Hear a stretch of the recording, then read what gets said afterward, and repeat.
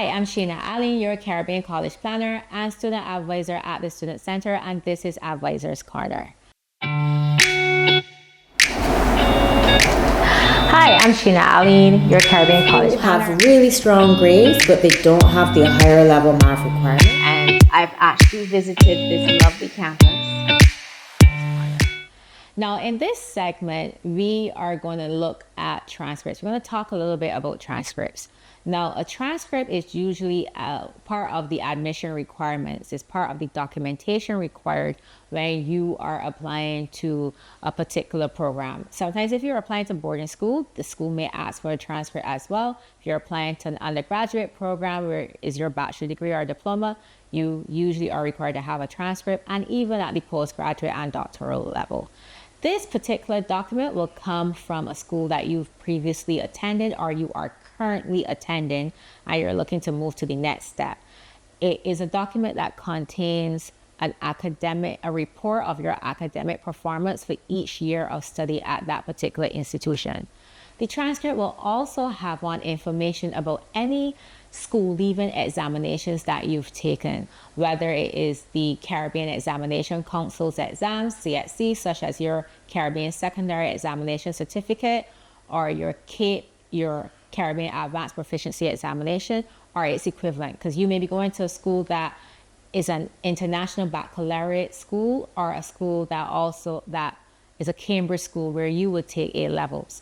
So in addition to your performance during your years of study, it will also have information about any examinations that you've taken. Some transcripts will also have non-academic information. For example, some schools may include any extracurricular activities which you've done while at school, whether you were an athlete, whether you were president of a student council, or any other different clubs that you did on behalf of your school during the hours of attending school. And additionally, some transcripts may also include a recommendation as well as predicted grades. This will vary based on how your school decides to design their transcripts. The transcript aims to show the school an overview of your academic performance. And it goes a little bit deeper than that too. They can pick up different trends and patterns in your learning and evaluate how you intake information. Some of you, it may show that you're good during class, but you may be a nervous exam taker, or some might show, well, class might be average performance, but on exams, you might be an exam person. Or for some students, it's the same across the board. They might be a great exam taker, great during class, or not so great during exams in class. So it really gives them an idea of the type of learner and how you're taking in information. So don't be nervous. This process to see if you are a good fit for the school or if the school is a good fit for you. So this forms part of the process. Now, how do you send your transcript to a school?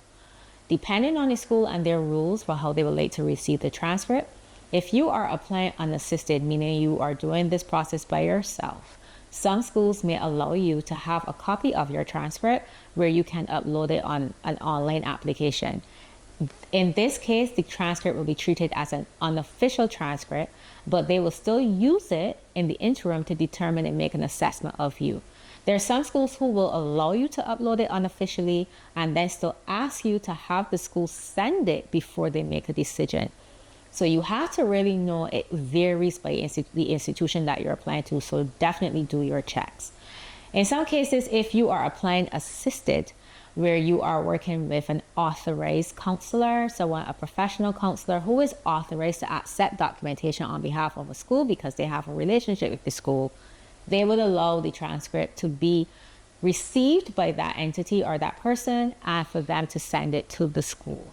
In some cases, this can still be treated as unofficial, but coming from the entity, it will still allow them to proceed to assessment.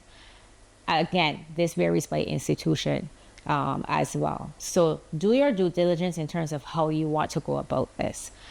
There are different stages where you might need to send more than one transcript at different points of this process. So for example, if you are in sixth form right now and you are taking your unit 2 CAPE, you will send a transcript that shows all of your academic performances right up to after CAPE Unit 1. So they will get your CAPE Unit 1, and they might get maybe the first semester, the first term of your upper 6th year. However, be prepared to send them another transcript when your final results for your Unit 2 comes in. So you might have to send more than one transcript at different points of this process.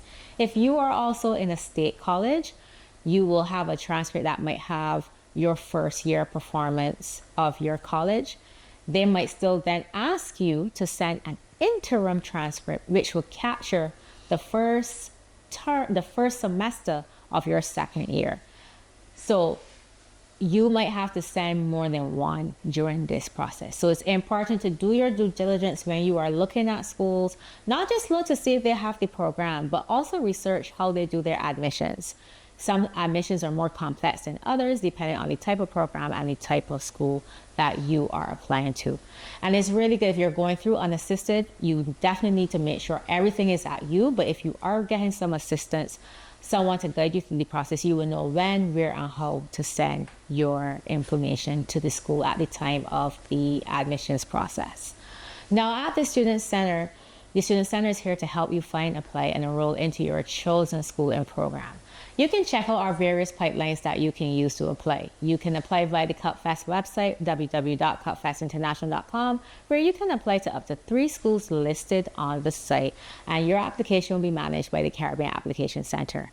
If you're not sure where to start and you believe that you need more of a hands-on guided approach using a Caribbean College Planner, you can enroll as a CUP member via the Student Center.